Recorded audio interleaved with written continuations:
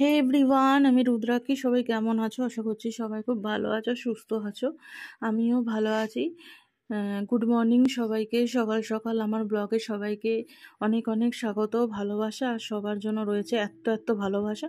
তো সকালবেলা বর স্নান টান করে পুজো দিতে বসেছে, আর আমি এদিকে দুধটা জাল করব বলে এসেছিলাম। তো দেখো, একটা প্যাকেট দুধ ডিপ ফ্রিজে রেখেছিলাম, আর ওটা গরম বরফ হয়ে গেছে। আর ওটাকেই গরম করে নিলাম। প্রথমে দুধটাকে ভালো করে জাল করে নিয়েছি, আর জাল হয়ে যাওয়ার পর তারপরে ওরও পুজো দেওয়া হয়ে গেছে। তারপরে এখানে চা বসিয়েছিলাম, দুধ চা। তো চাটা ফুটে গেছে, হয়েও গেছে। তারপরে এবারে এগুলোকে আমরা ঢেলে নেব।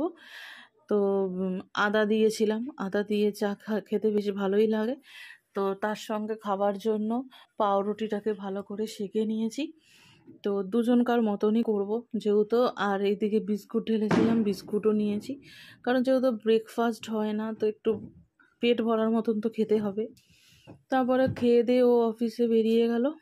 আর তারপর আমি রান্নাঘরে চলে এলাম। আজকে করব মাছের মাথা দিয়ে, কাতলা মাছের মাথা দিয়ে মুগ ডাল। আর সত্যি বলতে কি, রেসিপিটা আমি জানতাম না, কারণ আমার মা ঠাম্মা বেঁচে থাকলে হয়তো খুব সুবিধাই হতো। আমি ইন্টারনেট ঘেটে দেখছিলাম সবাই পেঁয়াজ রসুন দিয়ে করে, আমার ঠিক পছন্দ হচ্ছিল না। তখন আমার এক বান্ধবীকে আমি জিজ্ঞাসা করলাম, ও ঠিক যেরকমভাবে করে ও আমাকে সেভাবেই রেসিপিটা বলেছে, আমি ঠিক সেভাবেই করেছি। তো আমি মুগ ডালটা প্রথমে সিদ্ধ করে নিয়েছি কুকারে একটা লঙ্কা দিয়ে। তারপরে অন্যদিকে প্রথমে ভেজে নিয়েছিলাম হালকা করে।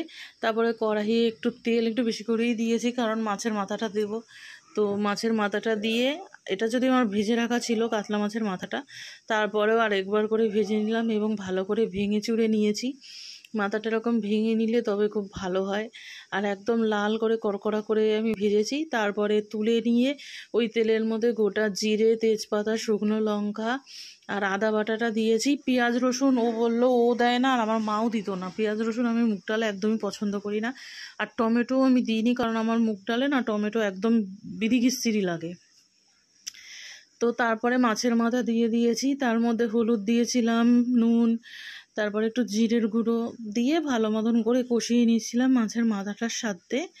তারপরে কিছুক্ষণ ধরে মাছের মাথাটা নাড়াচাড়া করে এবার মাথাগুলোকে একদম ভেঙে নিচ্ছিলাম, কারণ গোটা মাছের মাথা দেওয়া তো যায় না, ভালো করে ভেঙে নিতে হবে।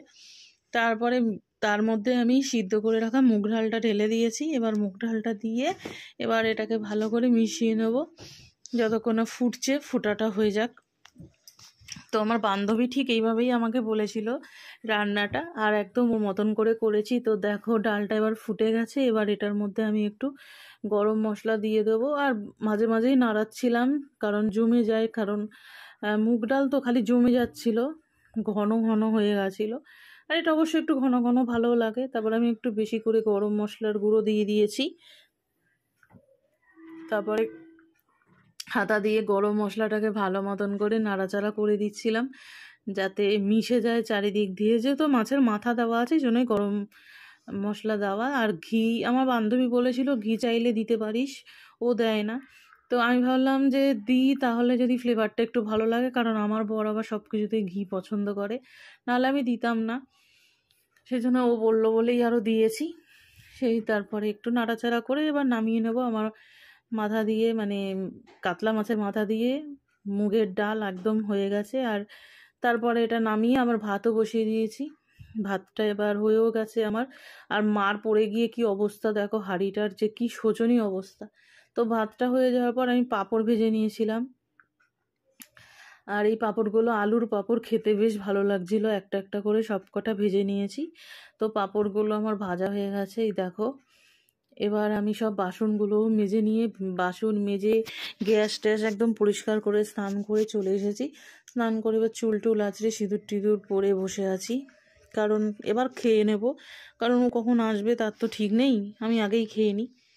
তো খেতে বসে আমি যেটা বুঝলাম যে ডালটা খুব ভালো হয়েছিল, আমার তো খুব পছন্দ হয়েছে। এবার যারা মাথা পাতা খেতে পছন্দ করে না, তাদের হয়তো অতটা ভালো নাও লাগতে পারে, কিন্তু আমার ভালো লাগছিলো পাঁপড় ভাজা দিয়ে।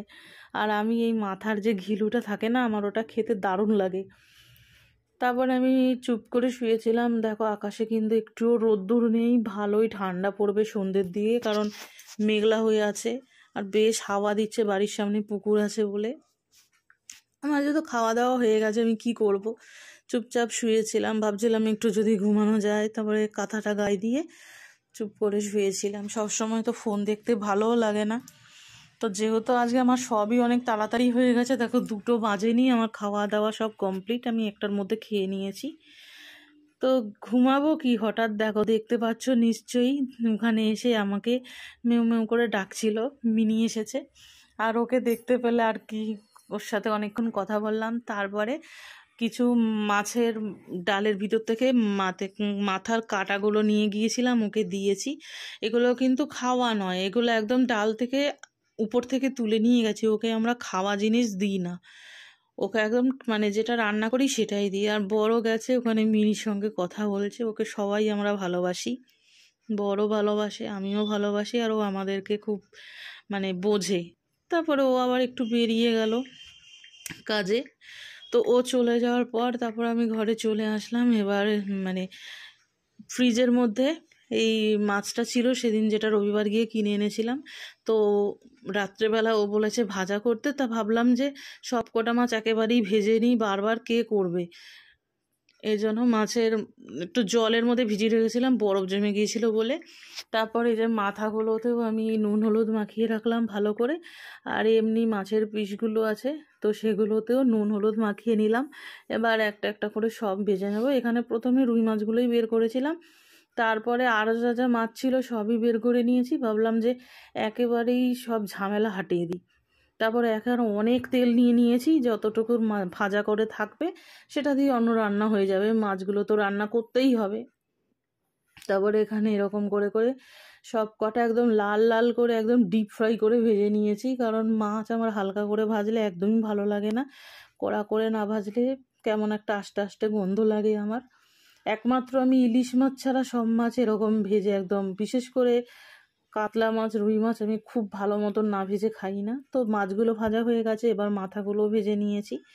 তো মাথাগুলোকেও খুব লাল করে ভেজে নিয়েছি, ইচ্ছা আছে এটা দিয়ে মুড়ি ঘন্ট বানাবো। তো দেখো আমার সব কটা মাছ ভাজা হয়ে গেছে। তারপরে অন্যান্য যে মাছগুলো ছিল, মানে আমুদি মাছ, মোরলা মাছ, সব ভেজে নেব।